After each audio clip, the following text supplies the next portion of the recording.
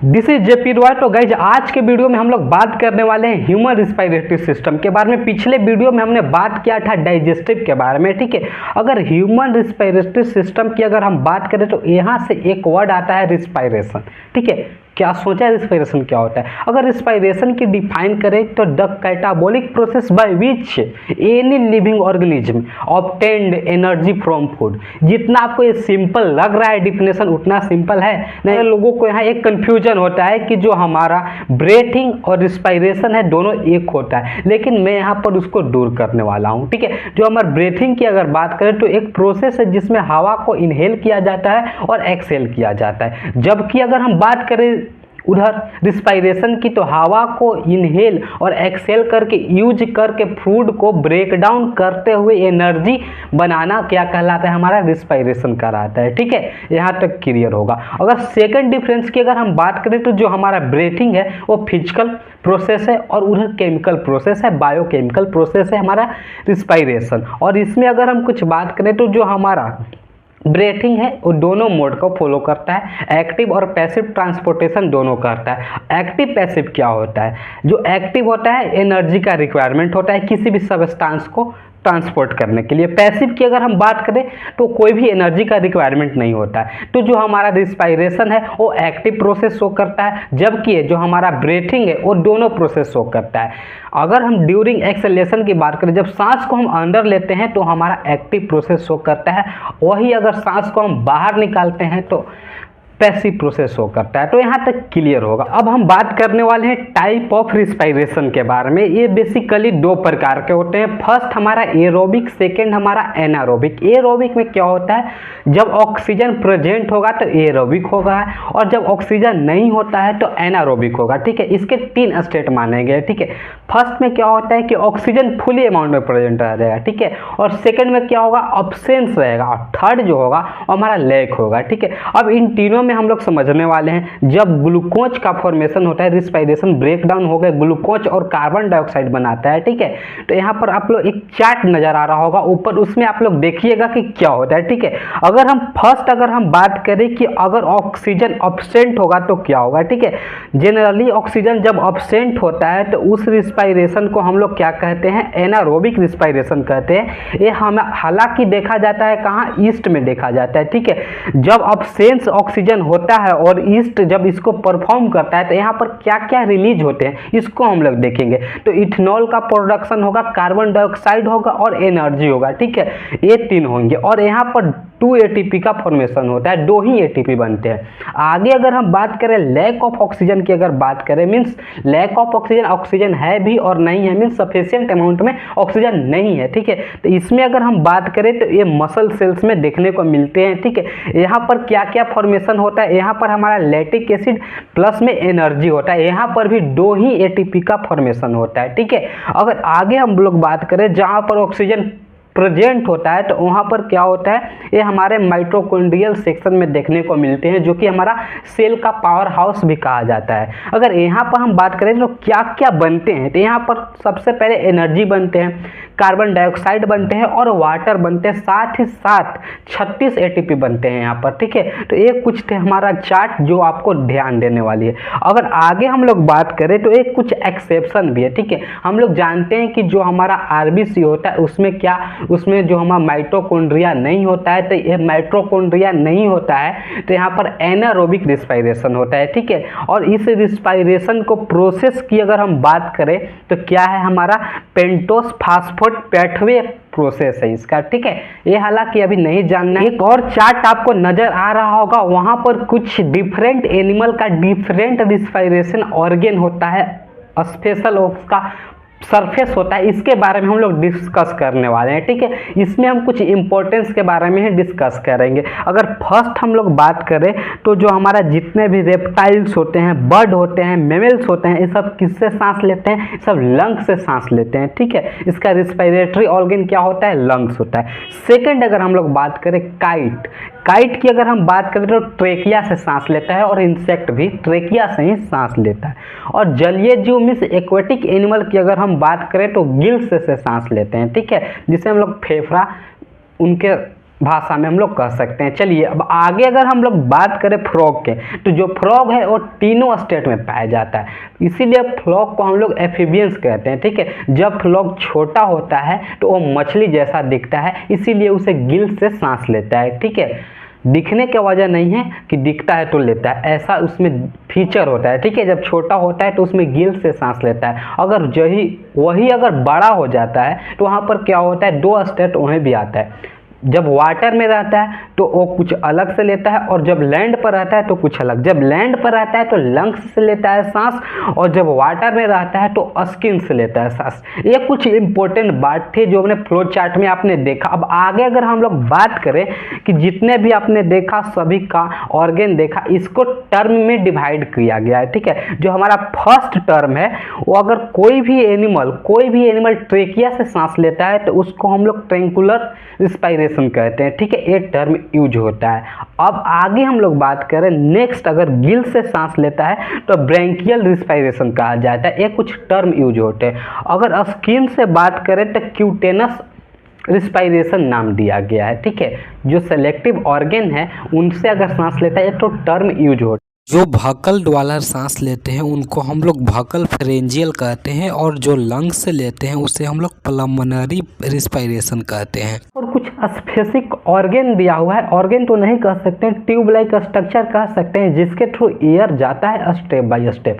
सबसे पहले नॉस्ट्रिज के थ्रू जाता है। ठीक है, उसके बाद नसल चैम्बर में जाता है, उसके बाद हमारा पैरेक्स में जाता है, रेलेक्स में जाता है, फिर ट्रेकिया में जाता है। ट्रेकिया से दो निकलता है। ठीक है, उसको हम लोग ब्रोंकाई कहते हैं। उसके बाद ब्रैंकियोलस में जाता है। ठीक है, और ब्रैंकियोलस जो होता है अल्बुलाई से कनेक्ट होता है, और जो अल्बुलाई होता है हमें उसमें एक ब्लड वेसल्स कनेक्ट होते हैं जो कि सीधा ब्लड से कनेक्ट होते हैं। और जो हमारा ब्लड होता है, हम लोग जानते हैं कि ब्लड एक कनेक्टिव टिश्यू है, वो हर एक सेल में पाए जाते हैं। ठीक है, और यहाँ सेल जो होते हैं सेल से माइटोकॉन्ड्रिया में जाता है। इतना आप लोग यहाँ पर नजर आ रहा होगा, ये कुछ प्रोसेस मैंने आपको बताया। ठीक है, कि इसके थ्रू जो एयर जाते हैं। अब हम लोग सभी को हम लोग बात करने वाले हैं। ठीक है, अगर सबसे नॉस्ट्रिज को, जो आपको एक छिद्र नजर आ रहा है, दो होल लाइक स्ट्रक्चर है, इसको हम लोग कहते हैं नॉस्ट्रिज।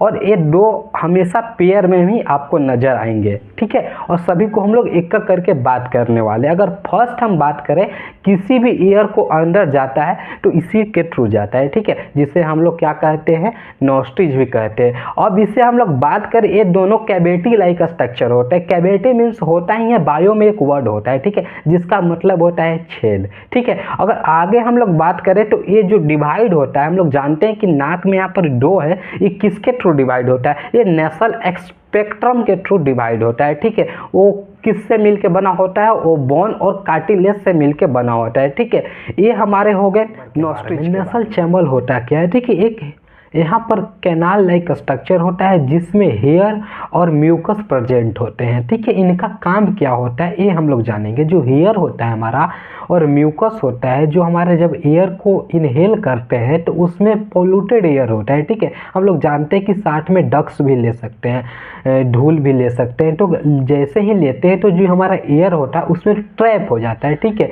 और उसके बाद जो म्यूकस आता है उसमें भी जितने भी फिल्टर होके एयर पास होता है। ठीक है, और इसके आगे अगर हम लोग बढ़े तो इसमें भी कुछ आगे फेज की अगर हम बात करें तो यहाँ पर 3 हड्डियाँ पाए जाते हैं जिसे हम लोग नसल कोइके के नाम से जानते हैं। ठीक है, इन तीनों हड्डियाँ का बेसिकली यह काम है, जब भी एयर आता है हमारे नसल चैम्बर में तो वहाँ पर जो ड्राई एयर आता है उसको मॉइस्ट कर देता है, मीन्स उसमें पानी भर देता है, H2O वहाँ पर भरता है। ठीक है, तो ये हमारे थे नसल। जी हाँ, पैरेक्स मीन्स गला होता है, आप लोग जानते हैं। ठीक है, इसमें अगर हम लोग बात करें कि वही है जहाँ पर एक ऐसा ऑर्गन है ना, यहाँ पर एयर और फूड दोनों एक साथ मिलते हैं, भाईचारा होता है यहाँ पर। ठीक है, अब साइंस में तो हम लोग ऐसे नहीं कर सकते, अगर दोनों एक साथ मिलेगा और दोनों एक ही में जाएगा तो ये तो गलत है। यहाँ पर सेपरेशन का काम कौन करता है, मैंने पिछले वीडियो में आपको बताया था। जैसे ही जो गला में हमारे एयर और फूड दोनों आते हैं तो एक जो एयर होता है वो विंड पाइप में जाता है। ठीक है, और जो हमारा फूड होता है वो फूड पाइप में जाता है। और यहाँ पर कौन रोल प्ले करता है, इन दोनों को सेपरेट कौन करता है, क्वेश्चन बनता है। ठीक है, इसका आंसर है एपिग्लोटिस। ठीक है, एपिग्लोटिस क्या है, मैंने आपको बताया था कि एक ट्यूब लाइक स्ट्रक्चर है, ठीक है, जो इस प्रकार से होता रहता है, ठीक है, फ्लेक्सिबिलिटी हमेशा मोटा रहता है। और ये क्या करता है, जब भी अगर फूड आता है तो फूड को क्या करता है, विंड पाइप को ढक लेता है, और जब विंड आता है तो फूड पाइप को ढक लेता है, ठीक है। इससे आप लोग देख सकते हैं स्क्रीन पर। उसके बाद अगर हम लोग बात करें कि अगर हम बात करें कि यहाँ पर 2 पाइप होता है, ठीक है, मैंने अभी ही बोला कि फूड पाइप और विंड पाइप 2 पाइप होते हैं। अगर हम बात करें जो हमारा फूड पाइप होता है उसका जो ओपनिंग होता है उसको हम लोग गलेट के नाम से जाने जाते हैं, उसका ओपनिंग का नाम है गलेट। लेकिन वहीं अगर हम लोग बात करें विंड पाइप का, तो जो विंड पाइप होता है उसे ग्लोटिस के नाम से ओपनिंग होता है, ठीक है। ग्लोटिस जो वह फर्स्ट ऑर्गन है या ट्यूब है जिसके थ्रू जो एयर होता है वो हमारे अंदर जाता है, कहाँ, ट्रेकिया में जाता है, रेलेक्स में जाता है, ठीक है। और उसके बाद अगर हम लोग बात करें इधर फूड पाइप, हालांकि नहीं पढ़ रहे हैं लेकिन इनको बारे में जानना जरूरी है, ठीक है। फूड पाइप की अगर हम बात करें तो यहाँ पर गलेट होता है, जो हमारा फूड जाता है सबसे पहले कहाँ जाता है, गलेट में जाता है, वो पैरेक्स के बाद जाता है। पैरेक्स क्या है, एक कॉमन है, कैनाल है, जिसमें क्या होता है, फूड और एयर दोनों मिलते हैं। चलिए बात करते हैं लेलेक्स के बारे में, ठीक है। इसे हम लोग साउंड बॉक्स के नाम से भी जानते हैं, ठीक है। ये ज़्यादा कुछ हमारा इम्पोर्टेंट रोल प्ले नहीं करता है, किसमें, हमारा ना ही फूड पाइप में प्ले करता है ना ही विंड पाइप में करता है। लेकिन जो रेलेक्स होता है ये हमारा विंड पाइप में ही क्या होता है, प्रेजेंट होता है, ग्लोटिस के नीचे, जस्ट नीचे। ग्लोटिस क्या है, मैंने बताया कि वो ओपनिंग ट्यूब है, ठीक है। अब इसमें अगर हम लोग बात करें तो इसका क्या फंक्शन है, अगर हमारे शरीर में है तो कुछ ना कुछ इसका फंक्शन होगा, ठीक है। इसमें अगर हम लोग फंक्शन की बात करें तो ये क्या करता है, जो हमारा साउंड अभी मैं बोल रहा हूँ उसी के कारण हो रहा है, ठीक है। और जो आप फीमेल और मेल में जो डिफरेंस समझते हैं साउंड का, वह वही काम करता है। यहाँ पर देखते हैं कि जो फीमेल होती है उसका आवाज़ जो होता है वो पतला आता है, हम लोग का मोटा आता है, भारी आ सकता है, अपने अपने शब्दों में कह सकते हैं। यही कारण है कि जो हमारा साउंड बॉक्स होता है दोनों में अलग अलग होता है, अलग अलग पिच से साउंड आता है। इसमें हम ज़्यादा बात नहीं करेंगे, ठीक है। अगर हम बात करें तो जो हमारा ट्रेकिया होता है, ट्रेकिया उसे कहते हैं कि जो हमारे विंड को, ठीक है, विंड हमारा आया नाक से, इसके बाद हमारा पैरेक्स में गया, रेलेक्स में गया, उसके बाद जो आता है वो होता है ट्रेकिया। ट्रेकिया कुछ नहीं होता है, एक स्ट्रक्चर होता है कैनाल लाइक, ठीक है। यहाँ पर मैं कैनाल यूज कर रहा हूँ शब्द, ये क्या है, एक प्रकार का नली जैसा है, ठीक है। अब आगे इसमें अगर हम लोग बात करें तो इसके 2 में स्टडी करेंगे, एक आउटर एक इनर। जो आप देख सकते हैं अभी इसके अंदर आपको नज़र नहीं आ रहा होगा, ठीक है। इसके ऊपर आपको कुछ सी शेप के कुछ नज़र आ रहे होंगे, हालांकि ये बोन्स है, कार्टिलेजियस बोन्स है, ठीक है। ये सी शेप के होते हैं और इसका काम क्या होता है, ठीक है। अगर ये नहीं होगा तो क्या होगा, इन सारे जवाब हम लोग बात करने वाले हैं। सबसे पहले हम लोग जानेंगे कि इसका काम क्या होता है, मीन्स फंक्शन क्या होता है। अगर फंक्शन की हम लोग बात करें तो ये हमारा प्रोवाइड करता है, स्ट्रक्चर प्रोवाइड करता है, और उसके साथ साथ कोनोलर स्ट्रक्चर प्रोवाइड करता है। और ये क्या करता है, प्रोवाइड करता है कि जो हमारा एयर आ सके, इजीली आ सके, ठीक है। और साथ ही हमारा क्या करता है कि प्रोटेक्शन भी प्रोवाइड करता है, ठीक है। एक समय के लिए अगर मैं मान लूँ कि जो अगर हमारा सी शेप नहीं होता है तो जो पाइप कुछ इस प्रकार से नज़र आ रहा होगा, पाइप इस प्रकार से हो जाता। अगर मैं यहाँ से फूकूंगा तो उधर हवा जाएगा नीचे से, लेकिन जब इसी को मैं पैक कर दूंगा तो मैं जब फूकूंगा तो हवा नहीं जाएगा। तो वो हमारे जो सी शेप होते हैं वो एक कोन लाइक स्ट्रक्चर भी प्रोवाइड करते हैं जिसके थ्रू एयर अंदर बाहर हो सकता है, ठीक है। अब हम बात करेंगे इसके सी शेप आखिर होता क्या है, ठीक है। ये देखिए, एक जनरली एक कार्टिलेजियस बॉल लाइक होते हैं, जैसे आप लोग कान को देख सकते हैं, ठीक है, हेला लाइन पे बना होता है। कान जो हमारा होता है ऐसे हम लोग करेंगे तो नहीं टूटेगा, नाक है ऐसा करेंगे तो नहीं टूटेगा, लेकिन अगर जैसे ही हम लोग अंदर करेंगे तो वो टूट जाएगा इजीली, ठीक है। इसलिए उसे सेफ जगह में रखा जाता है। देखते हैं कि रिब केस से प्रोटेक्शन भी उसे मिलता है।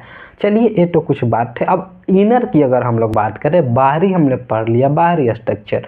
यहाँ पर एक और बात याद रखने वाली है, जो सी शेप्ड होते हैं वो पूरे जो ट्रेकिया से लेके ब्रोंकाई ब्रोंकाई में भी पाए जाते हैं, ब्रोंकियोलस में भी पाए जाते हैं, ठीक है। सेम फंक्शन सभी का है, ठीक है। अब चलिए हम लोग इसके अंदर हम लोग बात करते हैं, अंदर का व्यू आप लोग देख सकते हैं, ठीक है। अंदर की हम लोग बात करें तो कुछ स्पेशलिस्ट सेल पाए जाते हैं जिन्हें हम लोग pseudo stratified columnar ciliated epithelium cell के नाम से जानते हैं। इतना बड़ा नाम है, ठीक है।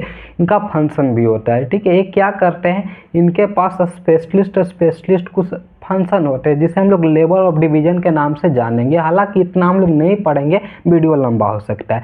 चलिए इसके अगर नीचे चले तो इसके नीचे भी हमारे क्या होते हैं, ब्रोंकी होते हैं, ठीक है। और उसके ब्रोंकियल्स जुड़े होते हैं। इनमें क्या होता है, सेम होता है, लेकिन जो हमारे कोलुमिनर के जगह पर क्यूबाइडल होता है। पूछा जाता है कि जो हमारा ट्रेकिया होता है वो ब्रोंकी में डिवाइड करता है, वो कहाँ, उसका लोकेशन भी पूछा जाता है। तो इसका लोकेशन है, आप तो पीछे हड्डी देख रहे होंगे, 5वें स्थान पर डिवाइड करता है। जनरली इसे हम लोग अगर बायोलॉजी के शब्द में बात करें तो 5 थेरारिक वर्टेब्रा के नाम से जाना जाता है, ठीक है। इसमें ऊपर से लेके 5वें जो स्थान पर जो आपको बोन लाइक स्ट्रक्चर देख रहे हैं वहाँ पर ही जो हमारा होता है क्या, ट्रेकिया, और डिवाइड करता है 2 ब्रोंकी में, ठीक है। अब चलिए ये सब तो इम्पोर्टेंट बात है।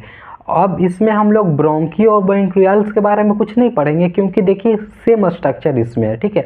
अब इसमें हम लोग बात करें तो ये हमारा टोटल जो था एक कंडक्टिंग पार्ट के बारे में हमने बात कर लिया। मीन्स इसका केवल यही काम है कि जितना एयर आ रहा है उसको सभी जगह पर पहुंचाना। बात थी अब अगर हम बात करें लंग्स के बारे में, ठीक है। लंग्स वही है जो पूरा यूनिट है, इसका पूरा सिस्टम है कह सकते हैं। अगर लंग्स नहीं है और रिस्पायरेशन की हम बात करें तो मूर्खता वाला बात हो सकती है। अगर इसमें भी हम लोग बात करें तो लंग्स होता क्या है, ठीक है, सभी लोग को जानने का होता है। तो जो हमारा लंग्स के अगर आपने इमेज किया होगा, अभी देखा होगा, तो आपको क्या नजर आएगा, ट्रायंगल शेप के नजर आ रहा है। सही में ट्रायंगल नहीं भाई, ट्रायंगल जैसा लग रहा है, सिमिलर है, ठीक है। इसीलिए इसे हम लोग डिफाइन कर सकते हैं, बायोलॉजी में रफली ट्रायंगल नजर आता है, ठीक है।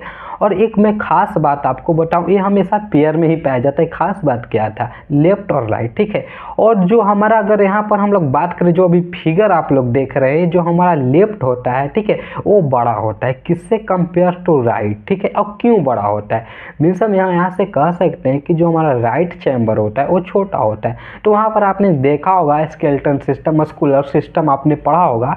तो जो हमारा राइट चैम्बर होता है उसके नीचे, जस्ट नीचे लीवर प्रेजेंट होते हैं और वहाँ से ऊपर में फोर्स लगाता है, जिसके वजह से जो हमारा लाइट वाला होता है वो ऊपर की तरफ बेंडिंग करता है और साथ में फैल जाता है। मीन्स वो छोटा तो दिखने में लगता है, साथ ही साथ वाइड होता है, ठीक है। तो चलिए ये कुछ बात है। अब आगे हम लोग बात करें, जो हमारा क्या है, लंग्स है, ये प्रोटेक्ट किससे होता है, प्रोटेक्ट हमारा ये रिबकेज से होता है, ठीक है।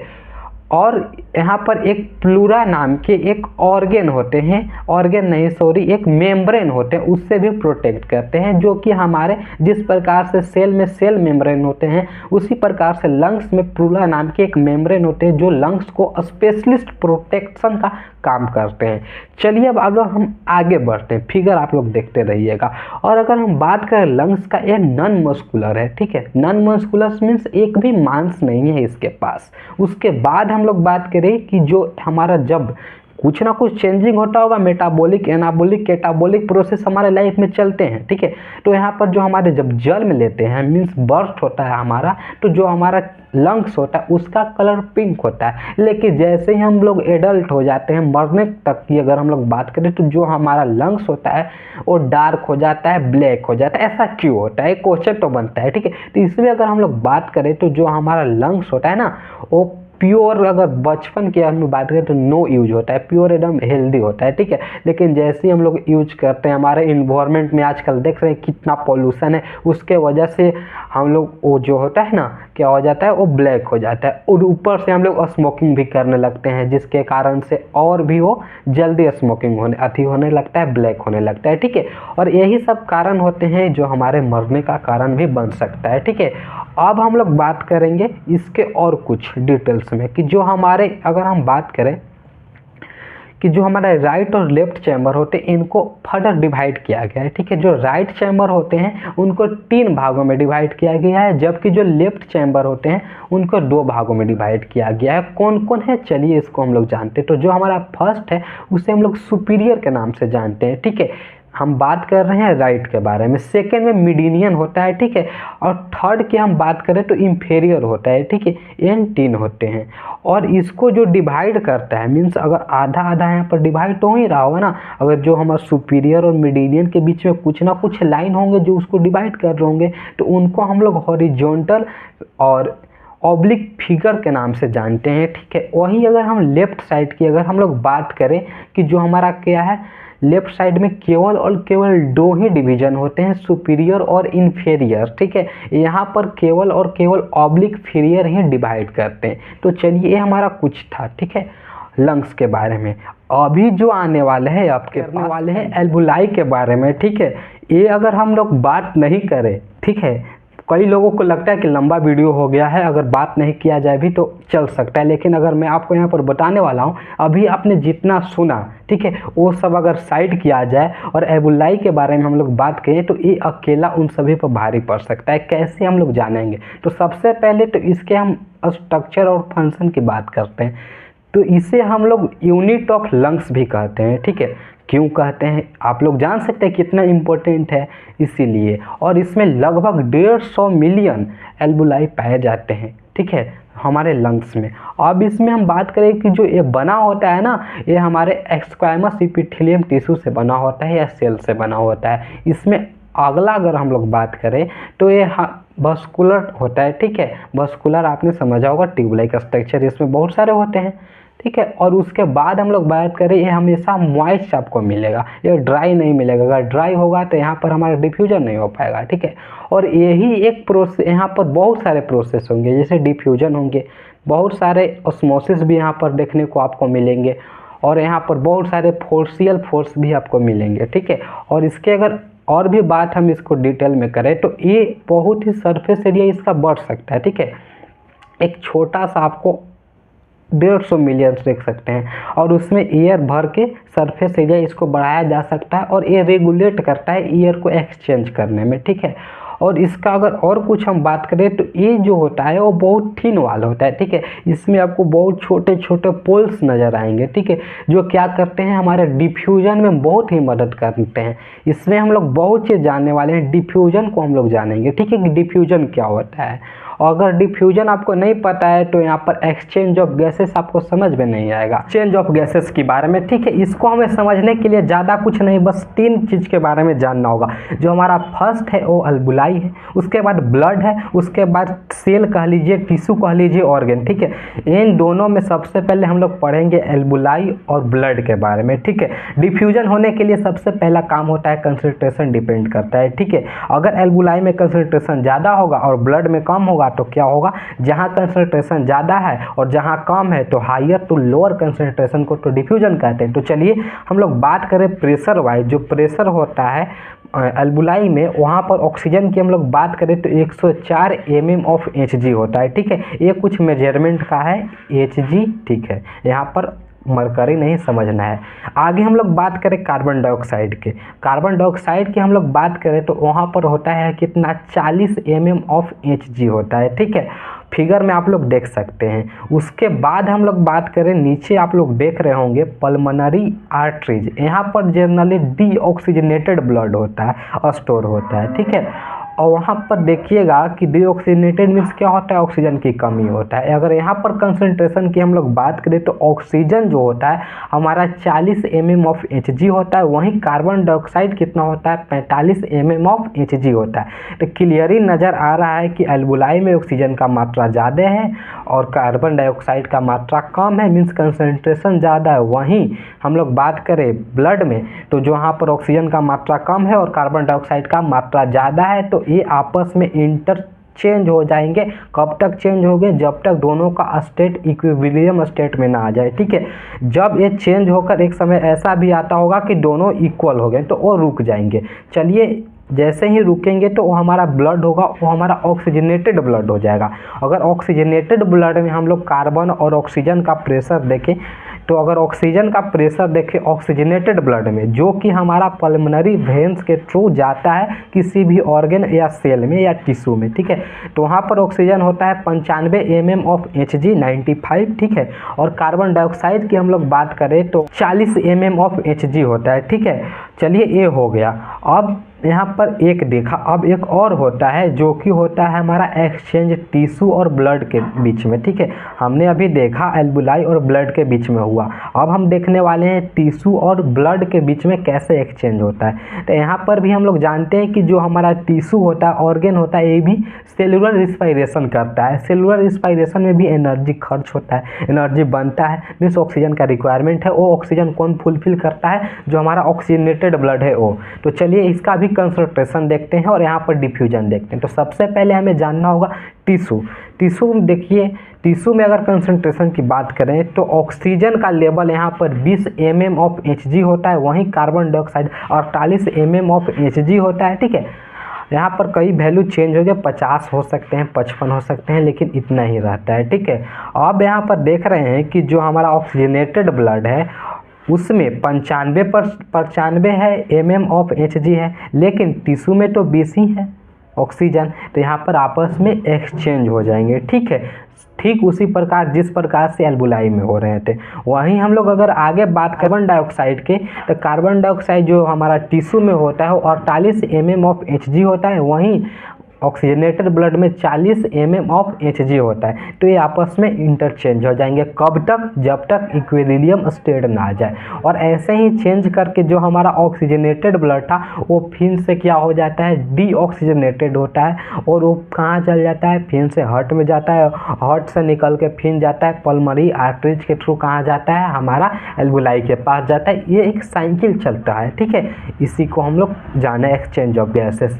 ट्रांसपोर्टेशन ऑफ ऑक्सीजन के बारे में, ठीक है। अभी तक हमने देखा किस प्रकार से एक्सचेंज हो रहा था थ्रू डिफ्यूजन। ट्रांसपोर्टेशन की अगर हम बात करें किस प्रकार से ट्रांसपोर्टेशन होता है, तो ब्लड ही मेजर रोल प्ले करता है। ब्लड में एक आता है हमारा आरबीसी, जिसके पास ना ही माइटोकॉन्ड्रिया होते हैं, ना ही न्यूक्लियस होते हैं, बहुत सारे ऑर्गेनल्स लेस होते हैं, ठीक है।